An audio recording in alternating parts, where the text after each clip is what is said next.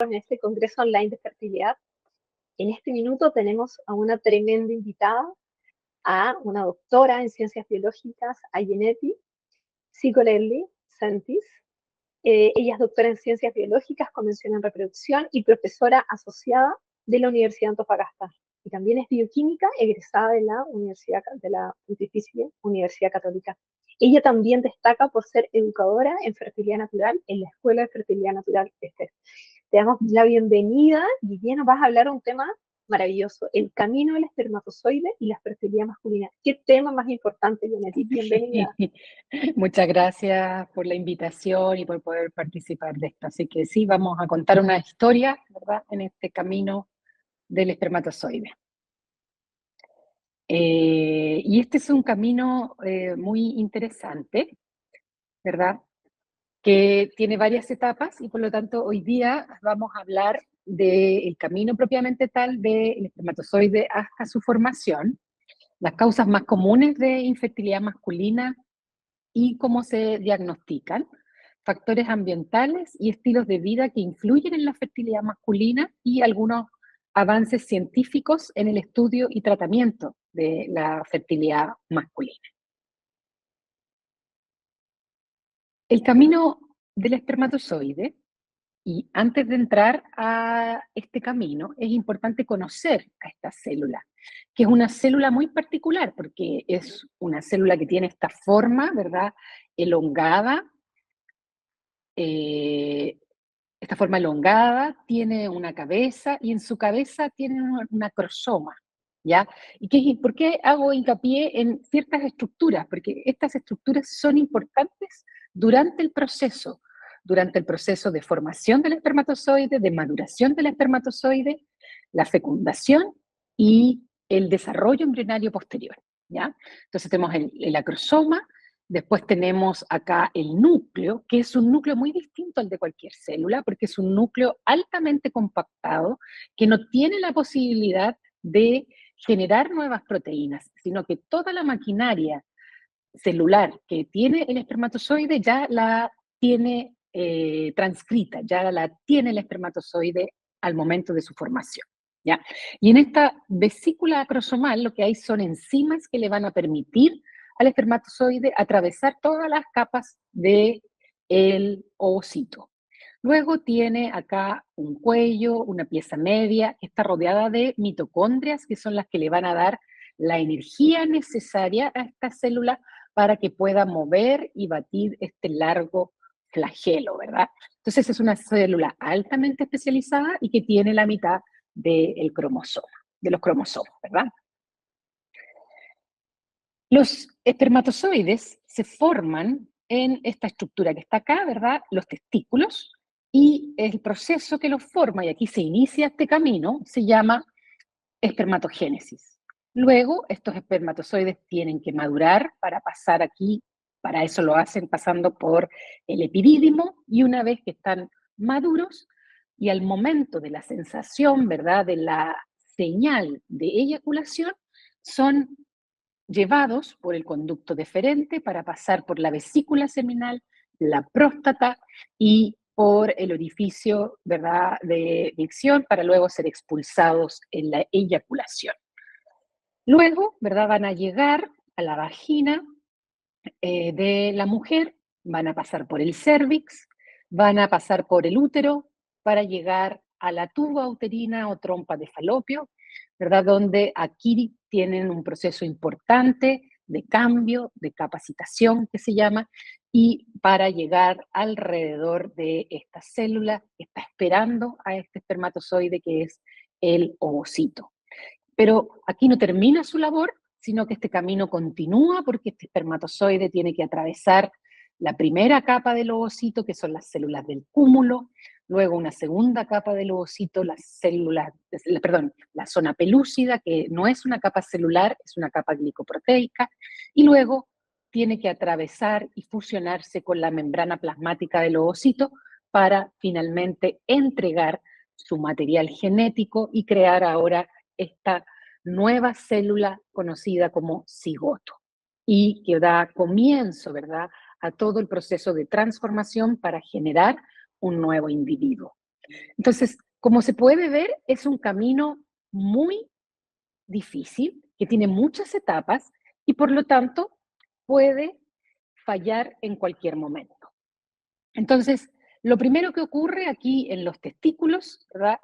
Hay un conjunto de túbulos, ¿verdad? Que van a formar esta estructura que es el túbulo seminífero, y en esta estructura que está separada inmunológicamente del resto del cuerpo, porque este espermatozoide es una célula extraña para el cuerpo y que inicia su formación en la pubertad, por lo tanto el sistema inmune no la conoce, y por eso existe lo que se llama aquí una barrera hematotesticular, que evita que el espermatozoide sea reconocido por el propio cuerpo. En este proceso de formación de espermatozoide o espermatogénesis, acompañan dos células, las células de Sertoli, que aportan en nutrición y contienen a el conjunto de células que van a terminar en ser un espermatozoide, y las células de Leydig, que son las encargadas de producir una de las hormonas más importantes, que es la testosterona. Entonces, de esta manera, al llegar la pubertad, los hombres cada 90 días, entre 60 y 90 días, van a formar espermatozoides. Por lo tanto, tienen la particularidad que tienen oleadas de espermatozoides nuevos cada aproximadamente 3 meses, a diferencia de las mujeres, ¿verdad? Que nacemos con un pool de ovocitos y gametos femeninos ya desde la etapa embrionaria. Luego, una vez que está formado este espermatozoide por un proceso celular conocido como meiosis, va a pasar al epidídimo, ¿ya?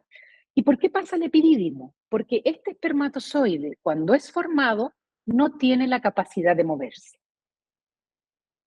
Y para moverse, tiene que pasar por esta estructura, que es un túbulo contorneado largo que puede llegar hasta medir hasta 90 metros, ¿verdad?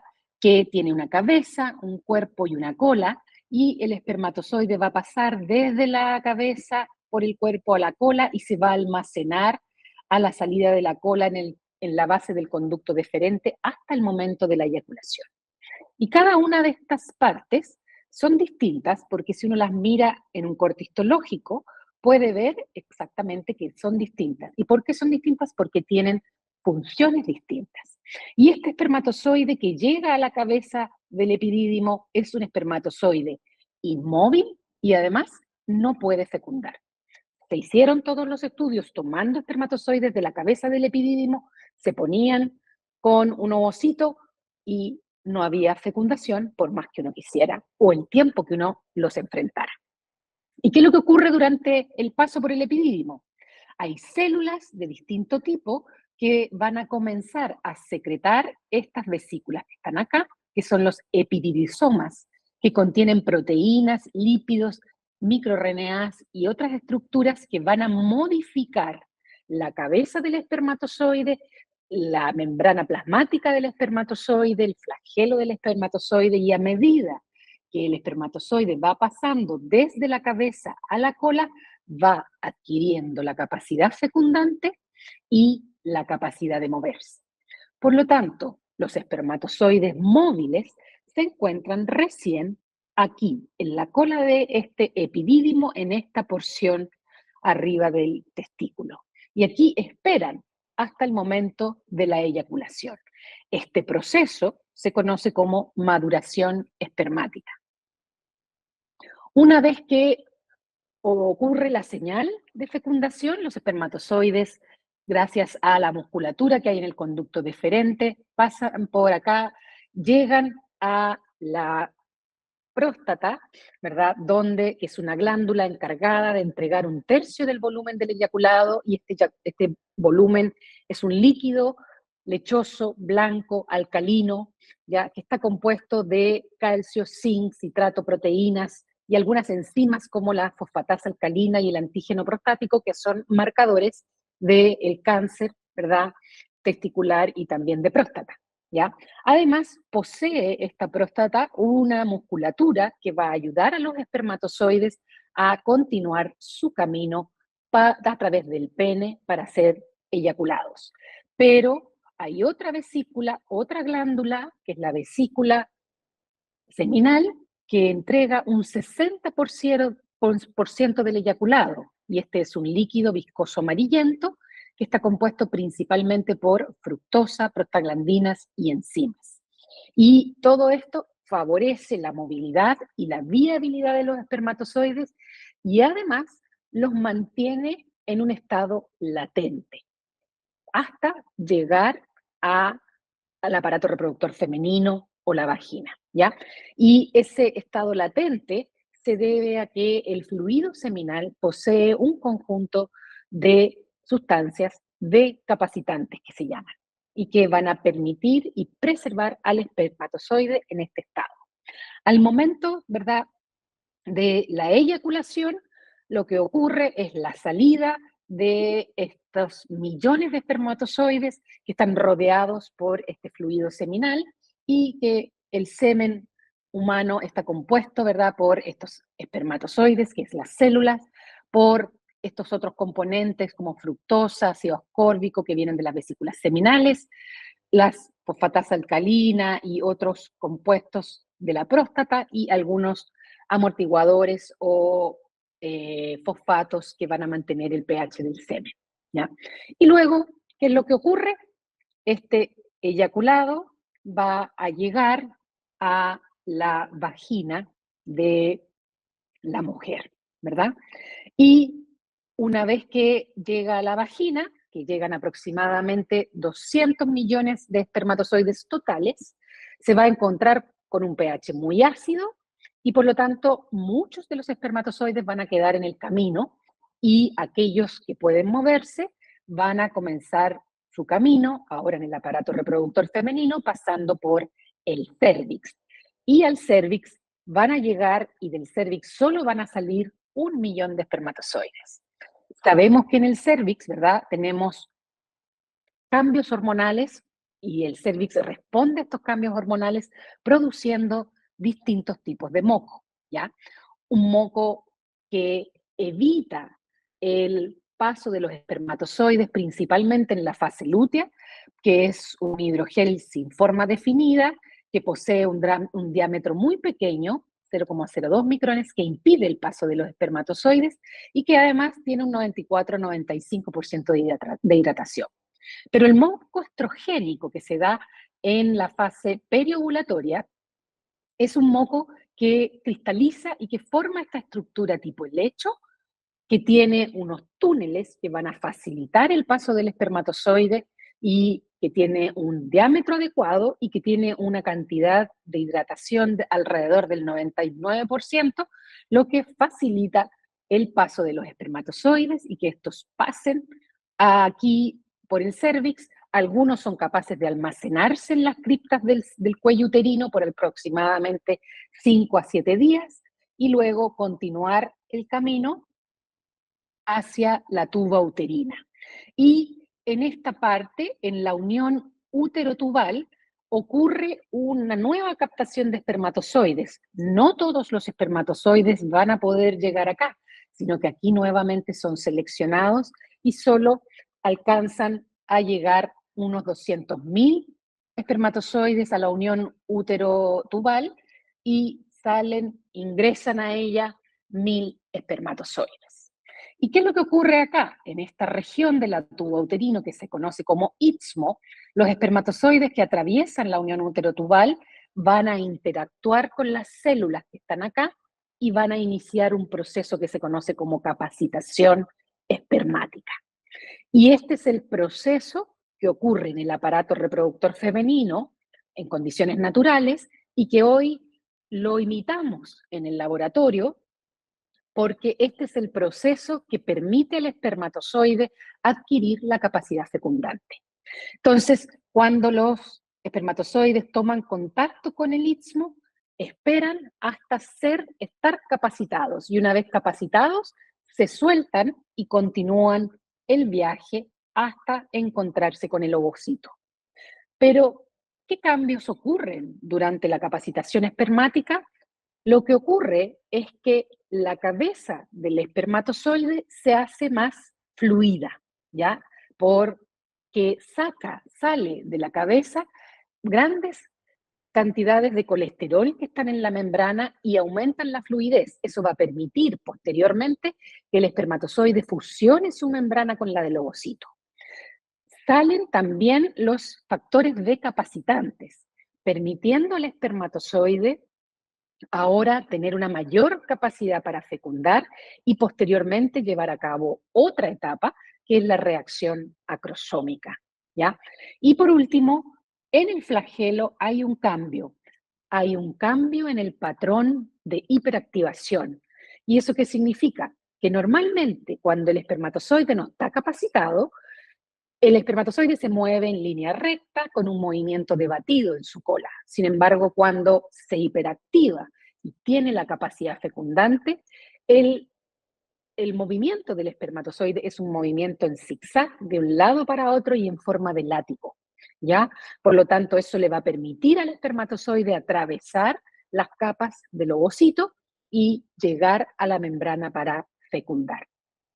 Eso es los cambios fisiológicos, morfológicos que ocurren en el espermatozoide, pero dentro de esta célula ocurren cambios bioquímicos, cambios moleculares, donde una vez que ocurre la salida del colesterol de la membrana plasmática, ingresa bicarbonato a la célula, calcio, y se produce una activación de muchos factores intracelulares, aumentan las proteínas quinasas, disminuye la actividad de proteínas fosfatasas, que esto lo pudimos determinar en mi tesis de doctorado, y entonces una vez que ocurre este balance, el espermatozoide está capacitado y listo para fecundar. Cuando eso ocurre, se suelta del istmo, de la tuba, y ahora nada hacia el encuentro con el ovocito. Por lo tanto, este camino del espermatozoide es un camino complejo, es un camino difícil, en donde intervienen muchos factores, inicialmente netamente masculinos, luego femeninos, cuando el espermatozoide está dentro del útero de la mujer, ¿verdad? Y por lo tanto, hay factores que no podemos controlar. Y eso significa que es un proceso en el cual no hay culpables, ¿ya? Sino que es un proceso en el cual todo tiene que estar orquestado, tiene un tiempo y un espacio adecuado para ello, para que este proceso sea exitoso.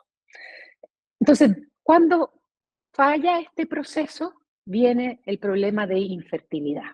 Y en el caso de la infertilidad masculina, se ha visto que en general sabemos que la infertilidad de manera general tiene el mismo porcentaje en hombres y mujeres, ¿ya? A nivel mundial, 186 millones de personas en el mundo se ven afectadas por la infertilidad. De este grupo, 1 de cada 6 personas tienen problemas de concebir después de un año de intentarlo.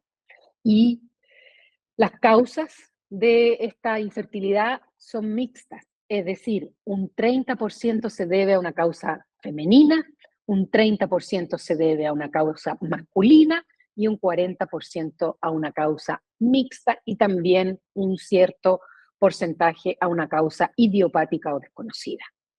Y dentro de las causas masculinas, 1 de cada 20 hombres tiene algún problema de fertilidad. Ahora, ¿cuáles son las causas más comunes de la infertilidad masculina? En general, dado el camino del espermatozoide desde el testículo hasta el pene y la eyaculación, hay 4 grandes factores. Uno es un factor pretesticular que tiene que ver con las hormonas que son sintetizadas en el cerebro y que mandan señales a los testículos. Luego tenemos el factor testicular, es decir, que falle algo durante la formación del espermatozoide. Luego tenemos un factor posttesticular, que falle ahora en el epidídimo, que falle ahora en el camino, que falle en los conductos, que falle en las vesículas seminales y que falle en el camino de la uretra. Y luego está el factor espermático, que es cómo es la calidad del semen, cómo es la calidad de los espermatozoides.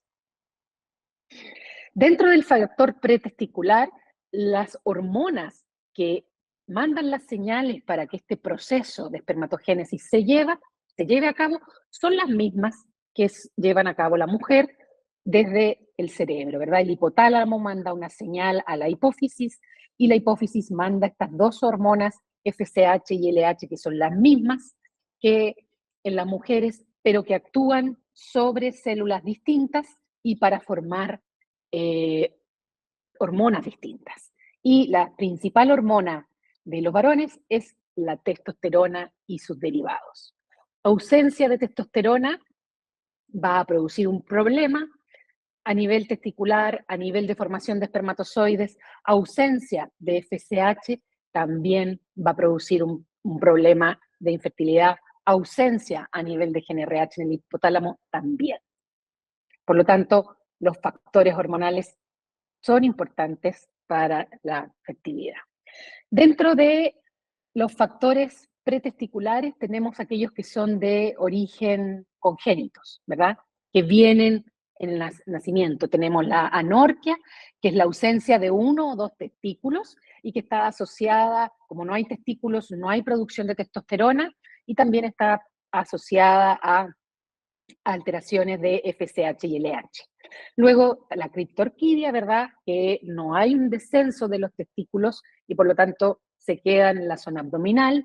Microdeleciones del cromosoma Y, en el cual principalmente se ven afectadas las zonas que tienen que ver con la formación del espermatozoide, ausencia del conducto deferente, generalmente asociada a la fibrosis quística, endocrinología genética patológica, ¿verdad? Y algunas anormalidades genéticas como el síndrome de Klinefelter, donde el embrión tiene dos cromosomas X y uno Y, el síndrome de Kallmann, donde hay una ausencia del gen RH y por lo tanto no se produce FSH, no se produce testosterona, el hipogonadismo hipogonadotrópico, la translocación robertsiana y el síndrome de insensibilidad androgénica. Es de este último, es el que presento en esta foto, donde Ana Gaby Odil, que es una famosa modelo de la revista Vogue, ella sufre del síndrome de insensibilidad androgénica. ¿Y qué significa eso? Que si uno evalúa sus cromosomas sexuales, ella es XY, o sea, ella en teoría es varón genéticamente. Sin embargo, como tiene insensibilidad a los andrógenos, o sea, testosterona, su cuerpo, su fenotipo, como se ve, es como una mujer.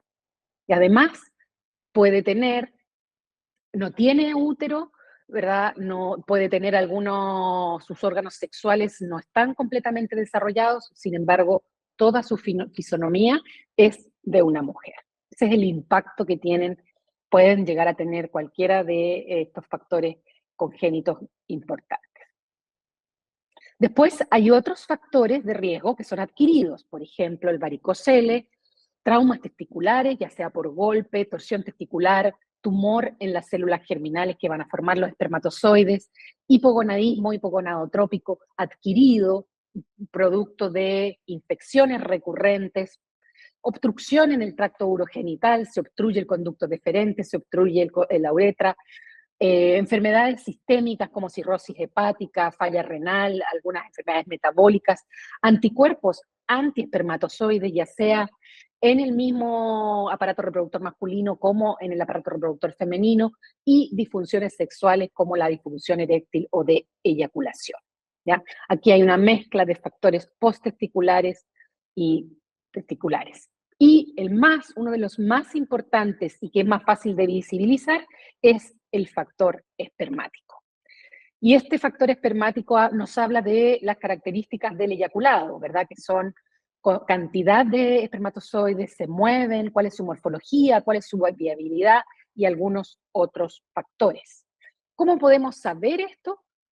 A través del examen básico, que es el espermiograma, que es donde el varón se toma una muestra de eyaculado por masturbación y se miden algunos aspectos macroscópicos como el volumen, el pH y algunos microscópicos como los que mencionaba anteriormente, concentración, movilidad, morfología. Y algunos ensayos funcionales de si los espermatozoides son o no funcionales, que estos se ven más avanzados y se pide solo en el caso de que hayan problemas más importantes. Y cuando hay falla en la cantidad de espermatozoides o en la concentración, podemos tener lo que se llama la azoospermia, que es la ausencia de espermatozoides, o un rango que va desde 1 millón por ml a 15 millones por ml, que es lo considerado normal dentro de un eyaculado. La movilidad espermática se puede producir por alteraciones en la producción de pH, de ATP, de mitocondrias, alteraciones en la estructura del flagelo y alteraciones en las capas del espermatozoide. Y tenemos distintos tipos de movilidad. Movilidad progresiva, no progresiva, inmóviles. Y aquellos que tienen estas alteraciones se les conoce como astenozoospermia. Voy a saltar esto. En general, en un eyaculado sano, se espera que el 25% de la movilidad sea progresiva, es decir, que los espermatozoides puedan desplazarse. En un eyaculado normal, solo entre el 3 y como mucho el 10% de los espermatozoides tienen una morfología normal. El resto del eyaculado y el resto de los espermatozoides, o sea, casi el 80% de ellos, tienen morfologías anormales. Este es un espermatozoide normal humano y estos son todas anormalidades en la forma del espermatozoide. Y eso va asociado a una incapacidad de fecundar y también puede ir asociado con problemas en el ADN, lo que va a impedir la implantación. Alteraciones morfológicas se conocen como teratosospermia.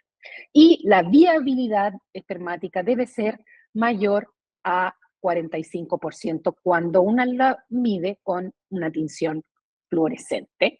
La disminución o la mayor cantidad de espermatozoides muertos se conoce como necrospermia. Lo que hemos visto es que la calidad espermática ha ido disminuyendo. La Organización Mundial de la Salud tiene un manual que lo ha ido sacando hace varios años y aquí están los valores de referencia durante las 3 últimas ediciones. Y podemos ver que el volumen ha disminuido desde el 99 al 2020, la viabilidad ha disminuido, el 75% antes era una buena viabilidad, hoy día con un 45% nos conformamos, la concentración ha disminuido considerablemente de 40 millones a 29 millones y la viabilidad pasamos de 50% de motilidad progresiva a un 24% y la morfología, antes aceptábamos un 15%, hoy aceptamos un 3%. ¿Qué es lo que ha llevado a esta disminución en los parámetros? Principalmente factores ambientales y de estilo de vida. ¿Qué factores? Todos estos que están acá. El tabaco. Estos tienen validación científica, ¿ya? Están científicamente validados que el consumo de tabaco, el consumo de drogas recreacionales o drogas duras como la marihuana, la cocaína, la heroína, etcétera. La dieta, el tipo de dieta que llevamos, disruptores endocrinos que alteran nuestras hormonas o las hormonas de los hombres, el estrés, la radiación, la exposición a altas temperaturas, la obesidad y el alcohol afectan los parámetros seminales, ¿ya? ¿Y qué es lo que afectan? Van a afectar la espermatogénesis, va a afectar la producción de testosterona y por ende la calidad espermática. Menor recuento espermático, menor movilidad, menor morfología y menor viabilidad.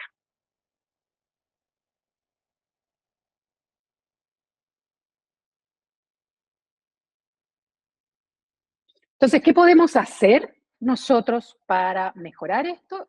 Bueno, los varones pueden cambiar su estilo de vida y eso va a aumentar sus parámetros seminales, aumentando la hidratación, más frutos secos, más consumo de pescados, de fibras, un ejercicio moderado y de fuerza es importante, disminuir el estrés a través del yoga y la meditación y un aumento de frutas y verduras para aumentar las vitaminas.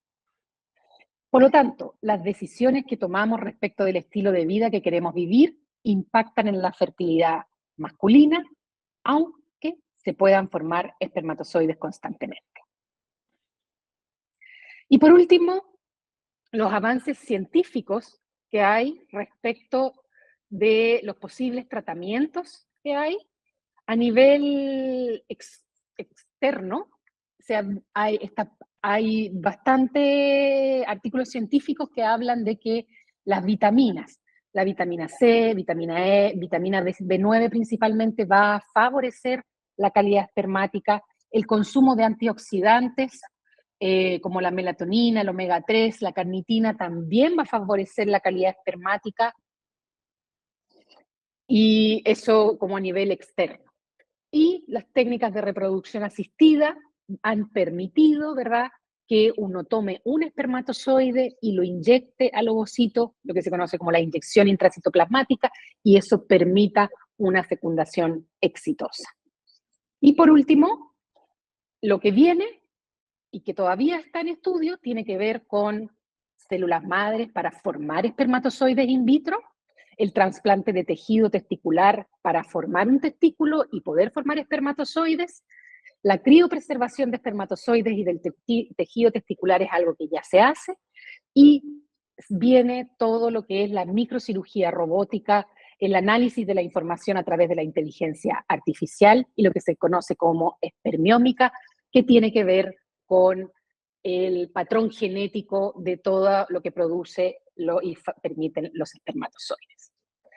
Entonces, quiero dejar como mensaje que el factor masculino es muy importante conocerlo para tener una fecundación, una implantación y un desarrollo embrionario exitoso.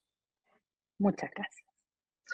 Muchas gracias, Janetti. No quise interrumpir la presentación, aunque estábamos muy justos en el tiempo, justo coincidió que hablaste de algunos temas que justo preguntaron, justo te íbamos a hacer una pregunta con respecto a la suplementación, pero antes quiero que cargues tu tu computador, porque te está apareciendo en la pantalla que tienes que cargarla. Sí, y por mientras quiero destacar qué importante hablar sobre la fertilidad masculina y darnos cuenta que alrededor de un 40% tiene que ver con lo que nos está ocurriendo de forma mixta. O sea, cuando nosotros involucramos y ponemos sobre la mesa la conversación de que somos todos los que estamos involucrados, la pareja en sí, de forma integral, en todo lo que tiene que ver con la fertilidad, nos damos cuenta que juntos tenemos que ir a revisarnos. Exacto. Y de esta forma pesquisar a tiempo todos estos factores modificables que tú mencionabas. La verdad es que yo creo que es impresionante lo que significa aprender para las personas que en realidad no conocen de este tema porque no se habla. No, el factor masculino se habla muy poco, la verdad. Y es tan importante porque uno quizás visualiza o imagina que es mucho menor la evaluación, que es más concisa todo lo que es esta evaluación e interpretación de los resultados, y lo importante que es hacerse evaluaciones a tiempo para también lograr hacer una evaluación de cómo, de hacer una medición de cómo mejoran estos factores que se pueden medir al momento de hacer una suplementación adecuada, al momento de incorporar estilos de vida que sean más saludables y todas las variables que tú mencionaste. A mí me gustaría saber si tú conoces hasta la fecha algún suplemento en general que se pueda hacer alguna recomendación de base. Lo importante es hacer una recomendación directa, individualizada, pero estoy segura que más de alguna persona le gustaría tener algún apoyo cuando no existen los recursos para poder partir con ese proceso. Sí, bueno, mencionar antes de contestar tu pregunta que al igual que lo que ocurre con la salud menstrual, ¿verdad? En el caso del factor masculino también hay una suerte de mito que traemos desde la historia, en el sentido de que el hecho de que los varones produzcan espermatozoides constantemente nos deja en el inconsciente colectivo de que ellos no van a tener nunca problemas, ¿no? Y eso es lo que hoy día yo creo que hay que sacar, digamos, de la ecuación para decir que eso no está escrito en la piedra, o sea, no es así. porque hay alteraciones durante el proceso y en el conjunto. Por lo tanto, me gustaría dejar eso como un mensaje, ¿no? De que sí pueden tener problemas, aunque se produzcan de manera recurrente. Y respecto de tu pregunta, yo creo que hay dos. Dos que uno podría decir. Uno es la vitamina C, que si bien, y que tiene mucha información al respecto, y el omega 3, ¿ya? ¿Por qué son importantes? Porque resulta que durante el proceso de espermatogénesis se generan muchas, lo que se llama especies reactivas de oxígeno, y eso genera un ambiente, un estrés oxidativo en el proceso, y eso puede alterar el proceso. Tanto el omega 3 como la vitamina C tienen capacidades antioxidantes, ¿ya? Y por lo tanto, eso va a ayudar a disminuir el estrés oxidativo en el testículo y favorecer la producción de unos espermatozoides de buena calidad. Y estos suplementos, digamos, no tienen ninguna contraindicación, o sea, no hay nada malo en que los tomes, ¿verdad? Al contrario, te van a traer beneficios no solo sistémicos en el cuerpo y también a nivel de producción de espermatozoides. Yaneti, muchas gracias. Se nos quedan algunas preguntas en el tintero. Vamos a tratar de hacértelas llegar porque creo que son súper relevantes. Creo que la alimentación, la suplementación, pero también hay otras variables que estaban preguntando que son más genéticas. Y la verdad no nos alcanza el tiempo en este momento para poder abordarlas porque sé que va a requerir más de un par de minutos para poder responderlas. Vamos a tratar de hacértelas llegar y tratar de comentar de alguna forma, publicar estas respuestas porque sé que van a ser relevantes para otras personas. Te agradezco profundamente que hayas participado con nosotros, que traigas a la mesa, a este congreso, este tema tan importante. Estoy segura que muchas personas hoy, es porque estamos invitando a pacientes, a familiares, a la red de apoyo de diferentes profesionales de la salud, a que conozcan de este tema. Y de este tema que tan poco se sabe, qué importante es comprenderlo. Uno de los Así temas es. que también hemos hablado en este congreso es que cuando nosotros enriquecemos nuestro conocimiento, podemos tener un mejor control. Y cuando nosotros vamos a un tratamiento de fertilidad, sabemos un poco más de la fertilidad femenina, pero cuando nos hablan de los exámenes masculinos, qué importante es entender el por qué nos están haciendo estas preguntas, por qué tenemos que hacer nuestros exámenes, y al momento en que este terapeuta nos habla del tema, poder tener una conversación más enriquecedora, positiva, y también que la red de apoyo comprenda más esta información. Muchas gracias. Exactamente. Muchas gracias a ustedes por la invitación. Chao. Y esperamos volver a verte más adelante. Muchas De gracias todas por tu maneras. participación. Un gusto conectar contigo y queremos invitar a todas las personas que están conectadas que ojalá compartan en sus redes sociales fotografías, en su Instagram, imágenes del Congreso para que más gente pueda conectar y acceder a toda esta información. Los invitamos a que sigan conectados. En breves minutos regresamos con nuestra siguiente charla. Y muchas gracias a todas por estar acá.